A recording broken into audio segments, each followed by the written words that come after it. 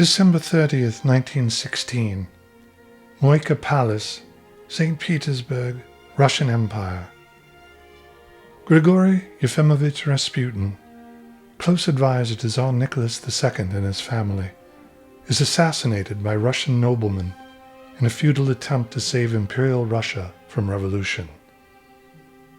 On this night, the self-proclaimed holy man, healer, and sexual deviant is poisoned with cyanide-laced tea cakes. He is then beaten, stabbed, and shot before being dumped into a river. Yet within the month, the Romanov dynasty is deposed and the communist revolution is begun.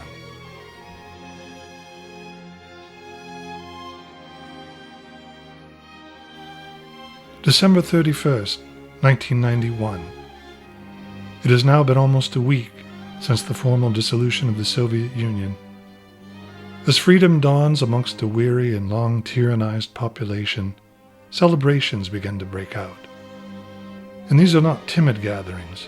No, we're talking vodka-fueled orgies that leave everyone involved feeling used and disgusted.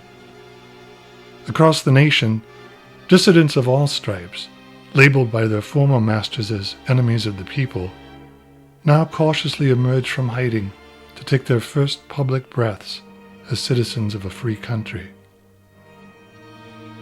The resident of this hut, in the frozen wastelands of central Siberia, is such a man. He has spent his entire life on the run, harassed and branded an enemy of the people, and not because of any deed or political belief, but simply because of his name. For the man who lives in this hut is the Last Rasputin.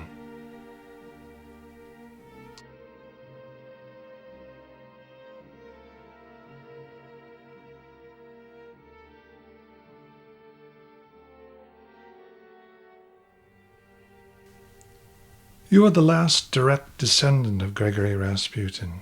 That is correct. I am his grandson, Ralph. Ralph Rasputin. Yes. Your grandfather's murder was one of the most brutal in history. He was poisoned with cyanide-laced cakes, stabbed, beaten, shot, and finally thrown from a bridge into the freezing waters of the Malaya Nevka River. Yes, thanks for reminding me. His unkillable nature has become the stuff of legend. The autopsy stated that water was found in his lungs. Do you really think he could still have been alive when he went into that river? I don't know. How would I know this thing? It is alleged that his killer said that he spoke to them as they hoisted his body onto the bridge rail. And his last words have been passed down through my family, a carefully guarded secret. I am the last to know. Would you care to share that secret with us? No. Well, otherwise your grandfather's last words will die with you. That's true. Okay, I'll tell you. It is rumored that he said, "Я очень рад с вами познакомиться," which translates as, "Excuse me, please. Could I get some more of those little cakes?"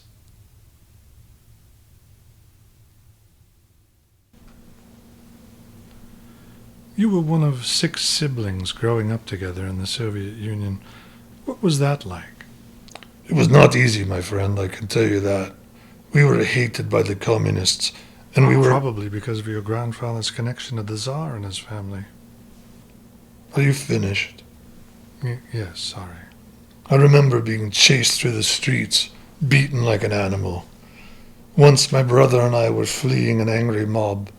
We turned a certain corner and there we were in front of a house that had once been a nunnery. Now this would have been well after the government had banned religion. Let me talk, little man. Sorry.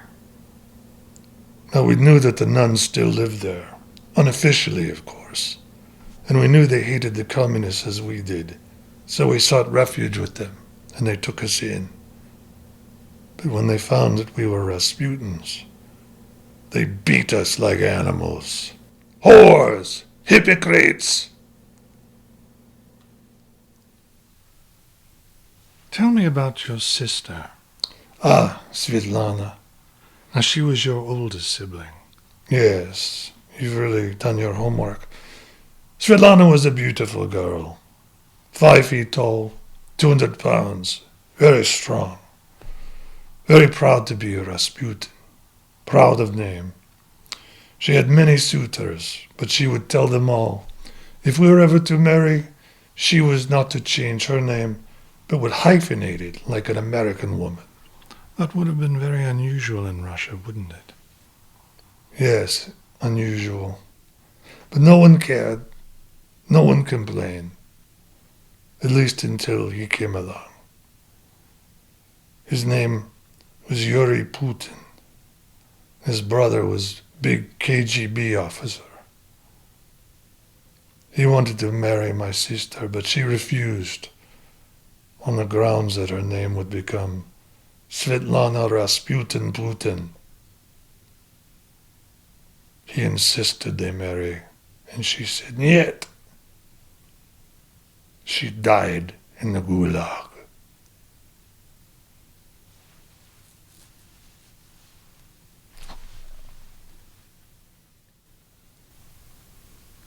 You are the last of Grigori Rasputin's 5 grandsons.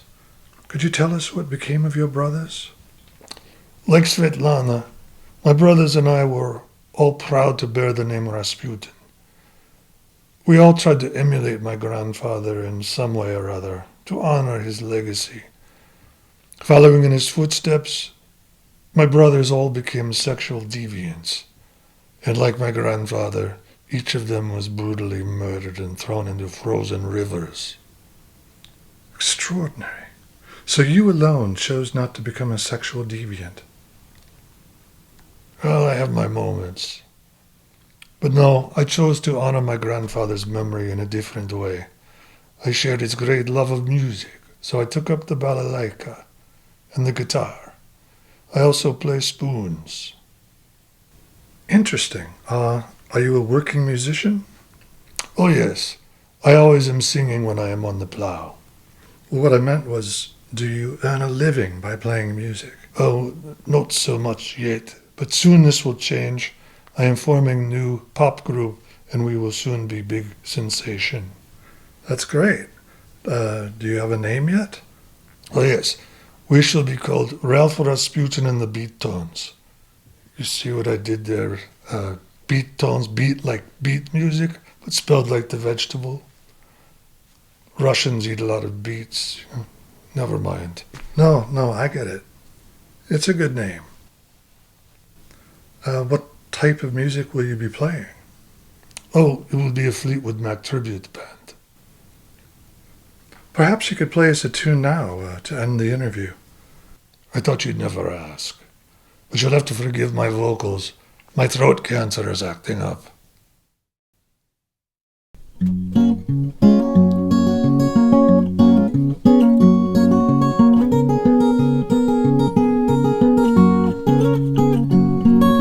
She broke down and let me in.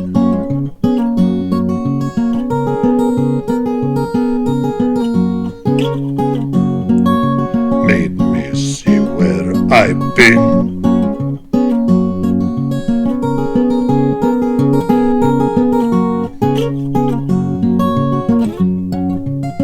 Been down 1 time, been down 2 times.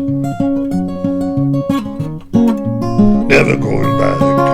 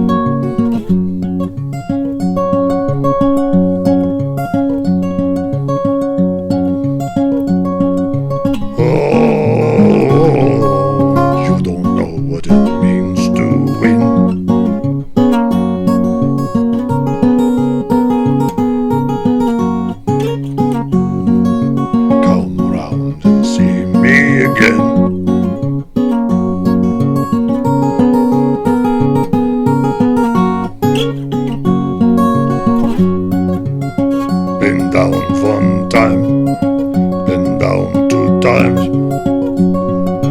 Oh, never going